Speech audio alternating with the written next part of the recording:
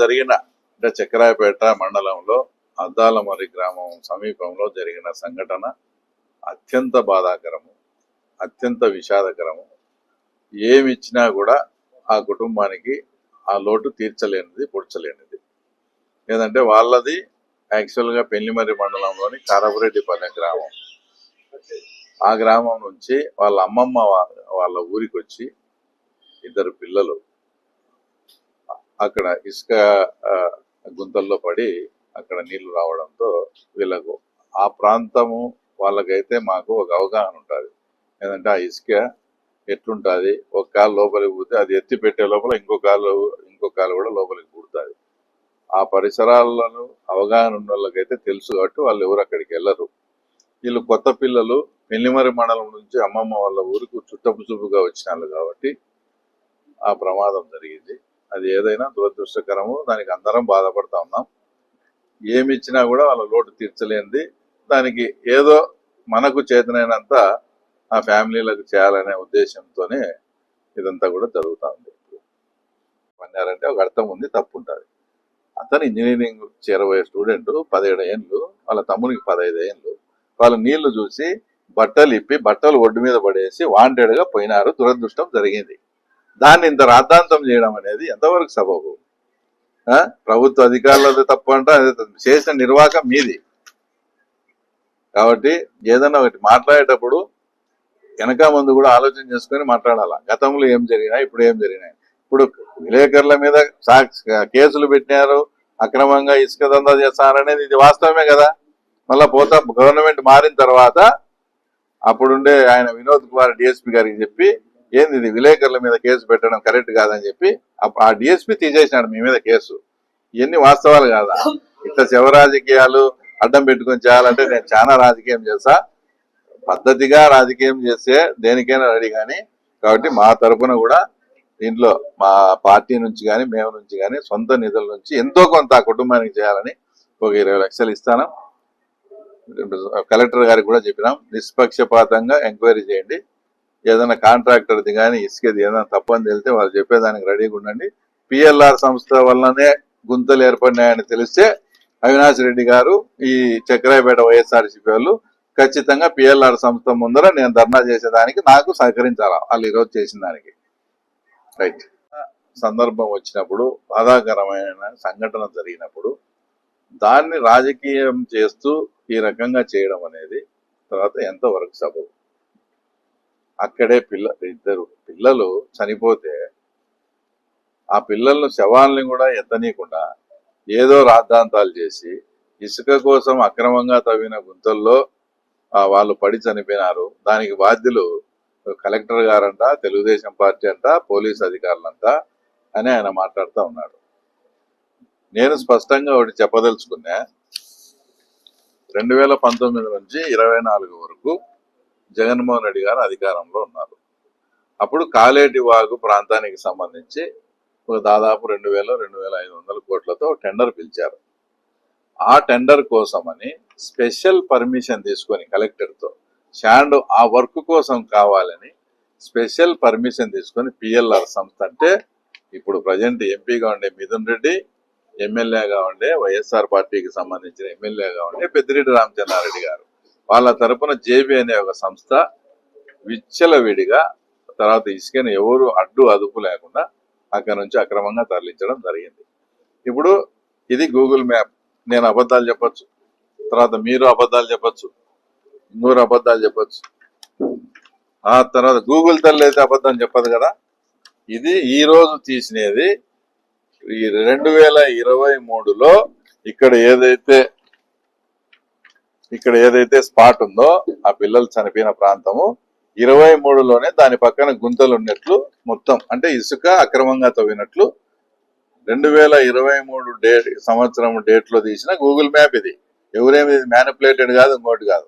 ఇంత స్పష్టంగా మీ గవర్నమెంట్ లోనే మీ పార్టీకి చెందిన ఎంపీ ఎమ్మెల్యేల సంస్థ అయినటువంటి వాళ్ళే ఇసుక గుంతలు తీసి దాంట్లో పడి ఆ పిల్లలు చనిపోతే హ్యుమానిటీ గ్రౌండ్స్ కింద మేము ఏం దాన్ని చేయకుండా మేము వెయిట్ చేస్తా, వాళ్ళు ఎంత డిస్టర్బ్ చేసినా అల్లరి చేసినా ఉంటే దాన్ని ఇంత రాజకీయమా చేసేది? ఏమో ఇంత శవరాజకీయాలు చేస్తూ తర్వాత మీరు ఆ తర్వాత ఉనికిని కాపాడుకునే ప్రయత్నమా? ఇది ఎంతవరకు సబబు? ఆయన ఇంకో మాట మాట్లాడినాడు, ఇన్సిడెంట్ జరిగితే అక్కడ అది తీసేదానికి కూడా జేసీబీలు ఇటాచీలు రమ్మంటే రాలేదని. ఇది శుద్ధ అవాస్తవం. ఎప్పుడు పిల్లలు మిస్సింగ్ అయినారని చెప్పి జరిగితే మాకు సంబంధించిన వాళ్ళే పోలీస్ డిపార్ట్మెంట్కి ఇన్ఫార్మ్ చేసి అక్కడ అప్పటికప్పుడు జేసీబీని ఇటాచీని రమ్మని, ఇక్కడ నీళ్లు ఉన్నాయి, బట్టలు ఉన్నాయి, ఇక్కడ ఏమైనా పడిపోయిండొచ్చు అని దానికి గండి కొట్టి ఆ నీళ్ళనంతా బయటికి పంపించి ఎవరు చేసింది? మా పార్టీకి సంబంధించిన వాళ్ళు, మా పార్టీ వాళ్ళు అప్పటికప్పుడు జేసీబీ ఇటాచి తెప్పించి చేసి ఆ శవాలను ఐడెంటిఫైడ్ గా చేస్తే దాన్ని కూడా ఆ ఊరోళ్ళు చెప్పిన మాటలను వచ్చి నమ్మి అవినాష్ రెడ్డి గారు దాన్ని తీసేదానికి కూడా రాలేదు వాళ్ళు అని మాట్లాడతాడు. సార్ ఏదన్నా వాస్తవాలు కానీ అవి కానీ తెలుసుకొని మాట్లాడాలి. ఇప్పుడు ఇంత స్పష్టంగా ఈ గూగుల్లో ఇది ఇచ్చే ఈ మ్యాప్ ద్వారా కూడా ముందే గుంతలు ఉన్నాయి అక్కడంతా. అప్పుడు ఏం చేస్తున్నారని ఈ అద్దాల మరి గ్రామస్తులు కానీ ఇప్పుడు చేసే ఆ కుమారకాల శ్రీధర్ రెడ్డి కావచ్చు ఇంకోరు కానీ ఈమైన మీ విచ్చల విడిగా అంత అక్రమంగా ఆ రోజు అంతా తవ్వుతా ఉంటే ఈ రోజు చెప్తాడు దాని భూగర్భ జలాలు అంటిపోతాయని. అది ఇదే వేంపల్లిలో ఇదే కుమరాంపల్లి దగ్గర మీరు ఇదన్నా ఇప్పుడు మా వాళ్ళు మళ్ళా ఇది కూడా ఇంకోటి వీళ్ళ హయాంలో అన్ని ఆడిస్తారు, ఇట్లా శవరాజకీయాలు కూడా చేస్తారు. ఇట్లా శవరాజకీయాలను అడ్డం పెట్టుకొని ఇట్లా వైఎస్ఆర్సీపీ ఎవరైతే చక్రాయపేట మండలంలో ఉన్నారో వాళ్ళకి నేను నిజంగా చెప్తానా, అంతకుముందు కొండారెడ్డి ఎట్లుండేది పరిపాలన, ట్రిపుల్ ఐటీని కేంద్రంగా పెట్టుకొని ఒక రాజు మాదిరి మా ఆయన ఇష్టం వచ్చినట్టు అట్లా చేయలేదనా మీ బాధ? మా వాళ్ళు అన్ని తెలుసు, చాలా నేను కంట్రోల్ చేస్తాను కాబట్టి ఇంతవరకు ఆగిపోయింది. మీరు ఇట్లా శవ రాజకీయాలు నీచ రాజకీయాలు చేయాల్సి వస్తే అనేకమైనటువంటి అవకాశాలు అనేకమైనటువంటి ఆపర్చునిటీ వస్తాయి. నన్ను తర్వాత నాకు మిమ్మల్ని ఇబ్బంది పెట్టాలంటే మా నాయకుడు మాకు ఆ సాంప్రదాయం నేర్పలే. మేము మా మహేష్ను కానీ మా లీడర్లను కానీ మేము సర్ది చెప్పుకుంటూ వస్తాం. అట్లా పద్ధతులు వద్దు మనకని.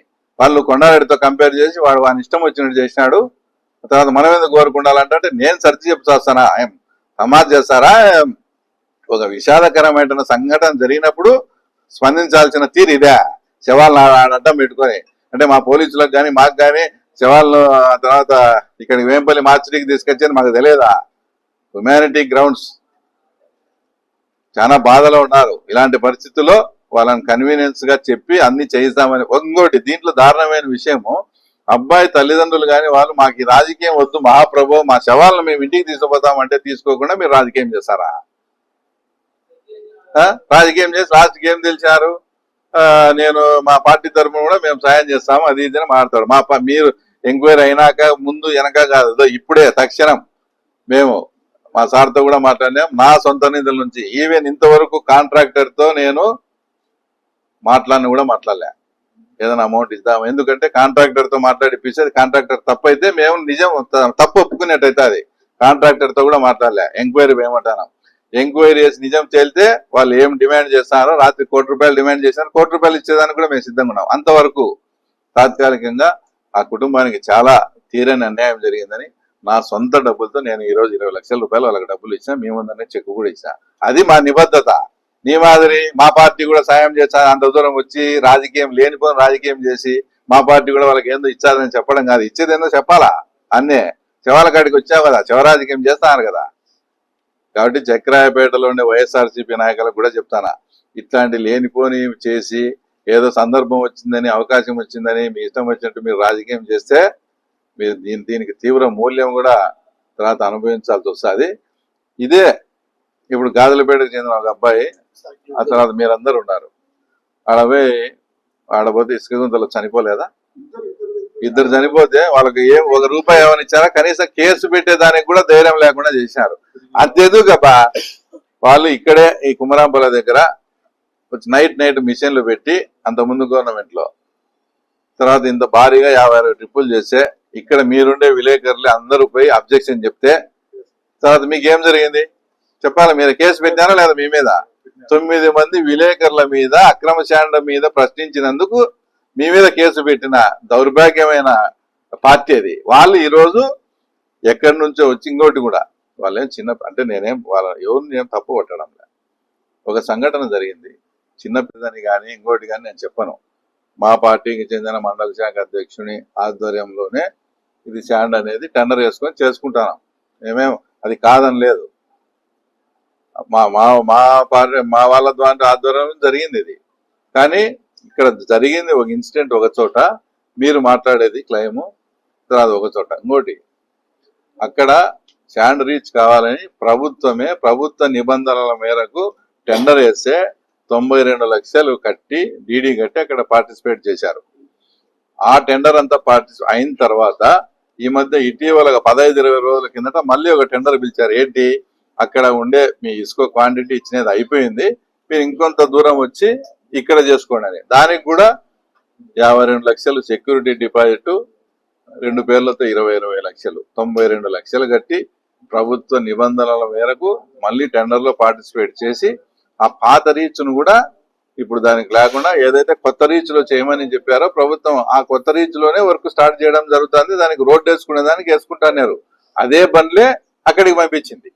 వాళ్ళు ఎవరైతే మునిగిపోయినారో అక్కడికి ఇదే బండ్లే పంపించింది. ఇంకా దీన్ని పట్టుకొని ఇప్పుడు నేను ఇప్పుడు గూగుల్ మ్యాప్ లో తీస్తాను. మీరు అడిగిన విధంగానే మైనింగ్ వాళ్ళకు కలెక్టర్ గాని కూడా మేము కూడా కొడతాం. నిష్పక్షపాతంగా ఎంక్వైరీ జరిపింది. నిజంగా మా కాంట్రాక్టర్ కానీ ఏదన్నా తప్పు చేసింటే మీరు ఏదైతే రాత్రి డిమాండ్ చేశారో అంత అమౌంట్ కూడా మేము ఇచ్చేదానికి కూడా రెడీగా ఉన్నాం. మాది తప్పు అయితే నిజంగా నిష్పక్షపాతంగా చెప్పమని అడిగినాడు. మీ గవర్నమెంట్ ఏమన్నా మాల్ ప్రాక్టీస్ పనులు ఏమైనా చేస్తారేమో, మాకు అవసరం లేదు. మైనింగ్ డిపార్ట్మెంట్ని కానీ పోలీస్ అధికారులను కానీ కలెక్టర్ను కానీ నిష్పక్షపాతంగా ఆ గుంతలు ఎవరు తీసినట్టో ముఖ్యంగా తేల్చమని మేము కూడా కోరుతున్నాం. నిజంగా పిఎల్ఆర్ సంస్థ వాళ్ళు చేసిన పని అయితే ఇదే చక్రాపేట మండలంలో ఉండే వైఎస్ఆర్సీపీ నాయకులను ఇదే ఎంపీ అవినాష్ రెడ్డి గారిని తీసుకొని నేను పిఎల్ఆర్ సంస్థల ఎదురు ఆఫీస్ ఎదురుగా ధర్నా చేయాలని వీళ్ళు వస్తారా? మరి అంతకుముందు కూడా ఒక ఇన్సిడెంట్ జరిగింది. స్వయంగా ఎంపీ గారే ఒప్పుకున్నారు. తోపదుర్తి ప్రకాష్ రెడ్డి రాక్రెడ్ సంస్థకు ఎక్కువ బిల్లు ఇచ్చాము అని జగనన్న కాలనీది. వాడు ఎక్కువ బిల్లు చేసుకున్నాడు, వెళ్ళిపోయినాడు. జగనన్న కాలనీలు ఇప్పుడు అట్లే ఉన్నాయి. ఎవరన్నా కొత్త కాంట్రాక్టర్ వచ్చి చేయాలంటే ఎక్సెస్ బిల్లు కథ ఏమైంది అని అది కోర్టులో పడింది మీ నిర్వాహకం వల్లనే. ఆ రోజు కూడా నేను ఇదే అవినాష్ రెడ్డి గారిని అడిగా, తోపదుర్తి ప్రకాష్ రెడ్డి ఇంటి ముందర పోయి మన ఇద్దరం ధర్నా చేస్తామరా, నువ్వు వస్తావా అని. ఇది అట్లే ఉంటుంది. రేపు ఖచ్చితంగా 100% ఇది పిఎల్ఆర్ సంస్థ నిర్వాహకం అని తేలుతుంది. అప్పుడు ఏం సమాధానం చెప్తారో ఈ చక్రాపేట వైఎస్ఆర్సీపీ నాయకులు కానీ తర్వాత అవినాష్ రెడ్డి కానీ. నేను వయస్సు వాళ్ళకు రాజకీయం అంటే నాకు అంత ఇంత గౌరవం ఉన్నది. ఎందుకంటే రాజశేఖర రెడ్డి కానీ రాజారెడ్డి కానీ ఎప్పుడు కానీ ఇట్లా శవరాజకీయం కానీ సారాయి పేక. ప్రతి ఒక్కరూ తప్పనిసరిగా యూట్యూబ్లోకి వెళ్ళి కడప వార్తను లైక్ చేయండి, సబ్స్క్రైబ్ చేయండి. ఇట్లు మీ జి రమణయ్య, ఎడిటర్, కడప వార్త.